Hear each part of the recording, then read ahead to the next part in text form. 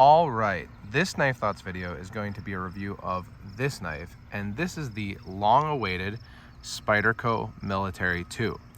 And when I say long-awaited, I mean long-awaited. Spyderco has had the original version of the Military in their product line since 1996.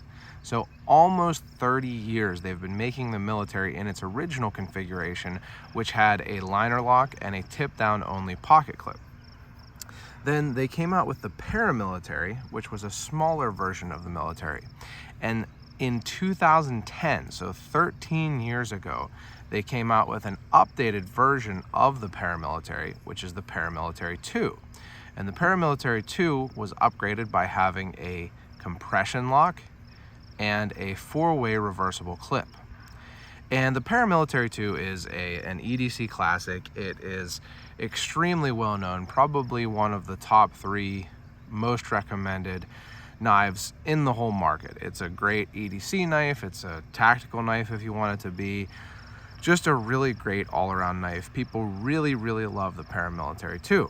And so this one was loaned to me by my friend Dan, who does Southpaw blades. It's a new channel, YouTube channel. He is a left-handed person and has a great collection of both modern knives like this and traditional knives, and decided to start a YouTube channel. So huge thanks to Dan for loaning this Paramilitary 2, because I actually don't own one.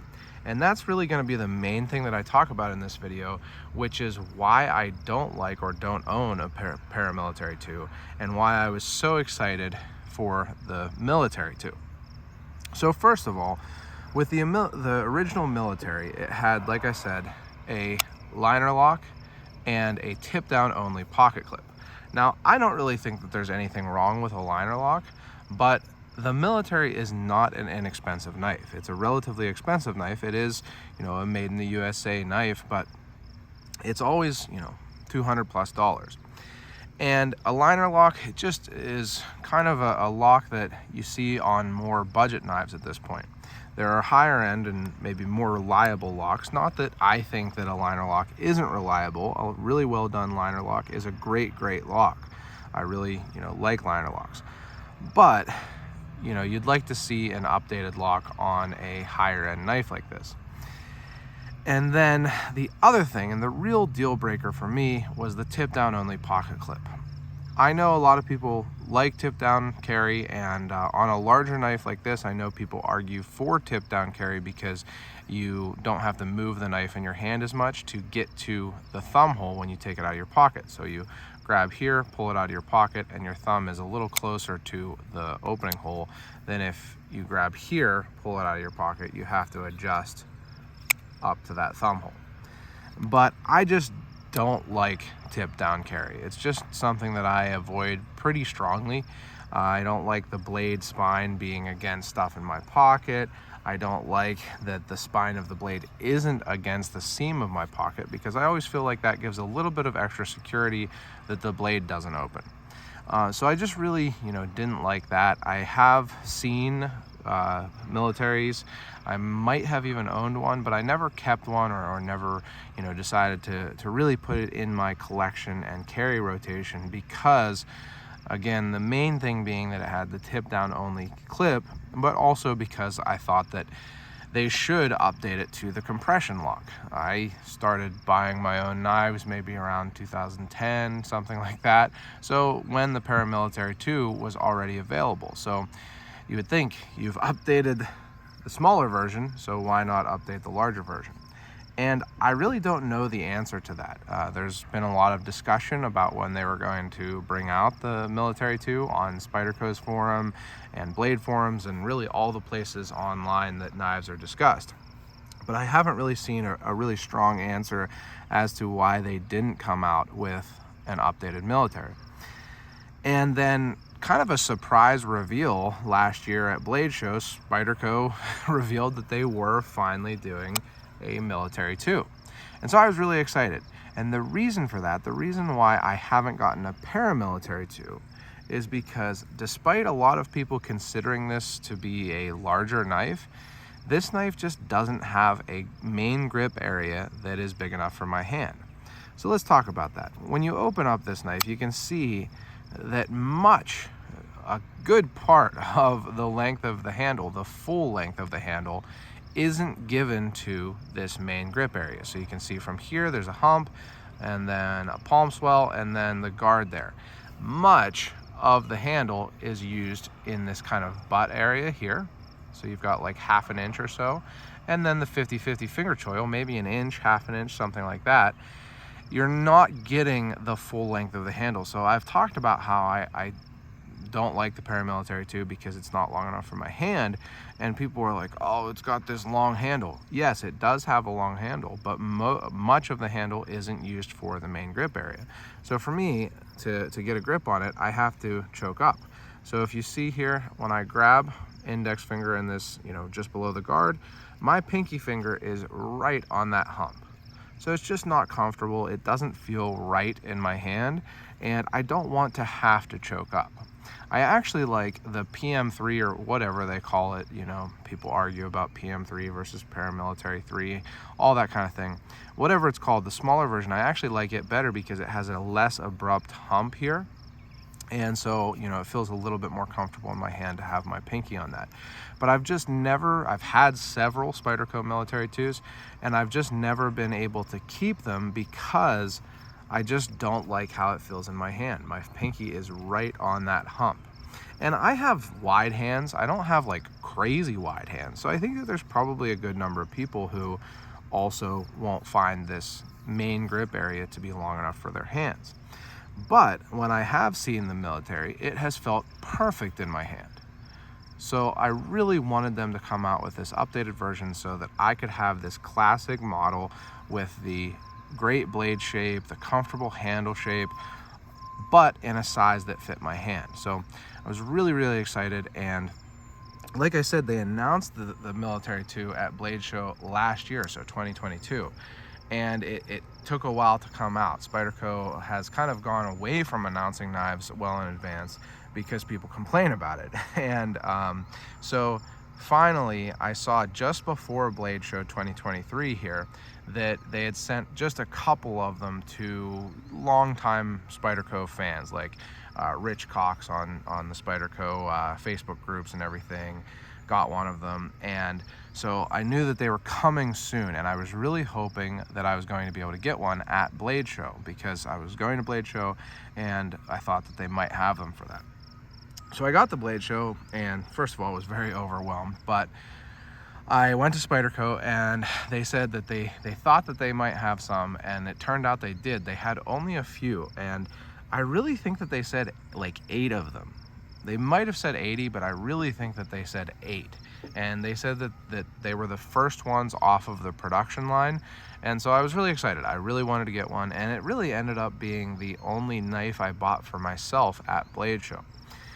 So this knife was $200 at Blade Show, which I was pretty happy with. I was expecting it to be more, to be honest. I don't know how much they'll be retail at normal dealers and everything. I think that there was a better discount at Blade Show than you would find off of MSRP at most dealers. But I still think it's probably not going to be in the $300 range, which with the way American-made, larger knives like this are now, you never know. It could have been. So I was happy to see that it was, $200, not $300. And, there's been many videos made on the military, and all of the things that are great about the military hold true on the military too. First of all, the handle is super comfortable. It's basically perfect for me. So you can see my index finger here. You get that really nice palm swell. My pinky sits right in that, kind of hollow there. Perfect size for my hand. I mean, it really is the perfect size for my hand. Even, so much so that my thumb just lies perfectly on that thumb ramp. So it really couldn't be made more perfectly for my hand, I don't think.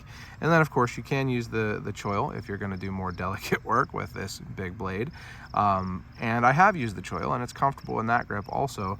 You can even kind of use the choil to really, choke up on that blade. So I think that is useful. The handle is super comfortable. I just think that it's a great design for a handle. The blade is a really classic kind of modify, almost a clip point, drop point. Spyderco uses this same blade shape again on the Paramilitary 2 and also on the Stretch. So there's a straight back version of the Stretch that has a very similar blade shape, and then the newer versions of the Police have a similar blade shape. You can see that the Police has a little bit of a downturn at the tip, and it has a little bit more gradual of a belly, but a similar blade shape, and it's just a really, really useful blade shape. Great for pretty much any kind of cutting task. Now, it's also ground really nicely. You can see it has a distal taper, so it tapers from the pivot side to the tip side, and that gives you a nice fine tip for piercing tasks. You're not going to want to pry with this knife. You don't really want to pry with any knife, but you won't want to with this knife because it does have a relatively thin tip. But then it also comes down to a really, really nice thin grind behind the edge. Now, I haven't tested it, I haven't measured it to see what the thickness behind the edge is, but I think that it's pretty darn thin. This thing cuts really, really well. Basically extremely happy with how this cuts. So classic blade shape. If you're familiar with the Paramilitary 2, the Military 2, just a longer version basically. But the compression lock is also great. Again, if you're familiar with the Paramilitary 2, you're going to be familiar with this. It works really well. Now, I will say that when I got this from Spyderco at the Blade Show, it was tighter than it is now. I adjusted it that night, and it is super, super smooth. I mean, very much drop close smooth. It wasn't quite that smooth. It was smooth. It would drop if you shook it, but I was able to adjust it some, and it is very, very smooth. Not 100% perfectly centered. It's off maybe a couple millimeters, a millimeter or so, but it's not touching the side, and I can't push it over to touch the side on either side.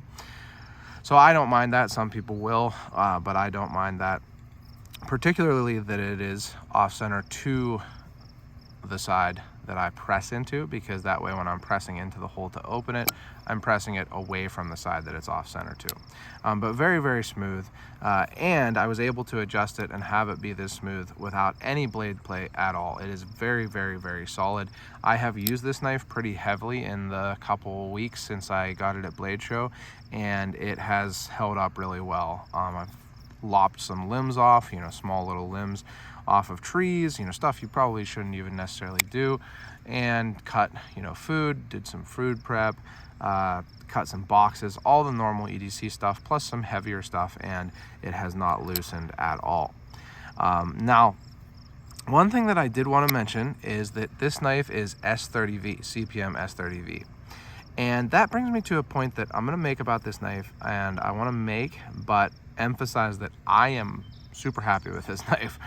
Very, very happy to have it. But I don't think that this is going to be a super trendy knife in the way that the Paramilitary 2, I'm going to say was. I won't really say that it is still. I mean, there's a big following for the Paramilitary 2 still, but I don't think that it's quite as trendy right now as it was maybe a couple years ago. And the reason that I don't think the Military 2 will get anywhere close to that is because it's almost kind of too late or left behind in the marketplace. And there's a couple ways that I think it is that. First of all, the CPM S30V. Now, I really like CPM S30V. Spyderco knows how to heat treat CPM S30V really well. I've used it a lot, and I have no complaints about it. I think for a user knife, it is a perfectly fine steel. But people kind of poo-pooed S30V a while ago, a couple years ago. Now people are kind of poo-pooing M390. Like, oh, the knife just has M390. I'm so tired of M390. I wish it was Magna Cut. Basically, nobody's happy unless a knife is in Magna Cut. And, my personal thoughts on that, I think it's a little bit silly, to be honest. I think that most people, if you put an S30V blade on their knife and wrote Magna Cut on it, they wouldn't be able to tell a difference in use. But, you're allowed to put value in having premium materials. And S30V is really not at the higher end of steels at this point. There's S30V, and then the next kind of echelon is M390 and 204P and all those. And then now there's MagnaCut, and really MagnaCut's just the hot stuff right now, so it's kind of on its own. But it's kind of been left behind. I don't think that people who buy knives for their I'm using trendiness, and I don't mean to make it sound too negative, but for their popularity, I guess, maybe their exciting newness, however you want to say it, I don't think people are going to be very happy to see S30V on this knife. The other thing is that it is something that has been around for a while, so it's not like a knife with this design with a compression lock and a 4-way pocket clip is something new. You know, the Paramilitary 2 has been around for a long time at this point, 13 years. And so it's not new features or anything like that. There's a lot of knives that have similar features, and these aren't necessarily even, you know, things that people look for as much anymore. People, the trendy lock for last year was the button lock, and you know, frame locks are still very popular on high-end knives, but compression lock, you know, it's not necessarily a huge drawing point. And then finally, it's just a big knife. So, you know, I think a lot of the people who do, you know, buy multiples of the same model and things like that, like people do for the Paramilitary 2, are buying more EDC size knives. So this knife with about a 4-inch blade is bigger than most people want to carry as an EDC knife. Now, I really like it. I'm going to give you some size comparisons here, but I think that that's going to be one of the things that keeps it from being super popular, is that it is pretty big. So there is the Spyderco Police 4 lightweight, 5, 4, one of those, a Police 4 lightweight. So you can see that they're similar in size. The Police 4 has a little bit of a different shape, a little bit longer blade, but pretty similar in size.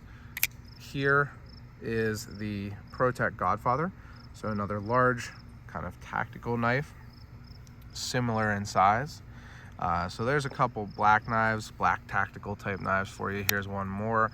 This is the Cold Steel 8010 Light, and I'll kind of move this so you can see it.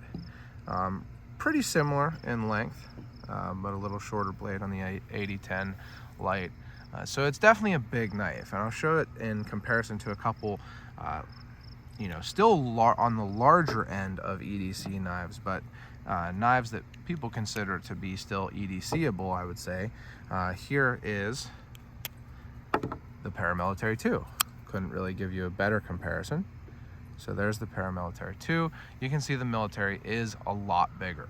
And then here is a Rat 1, one of the classic knives, classic budget knife.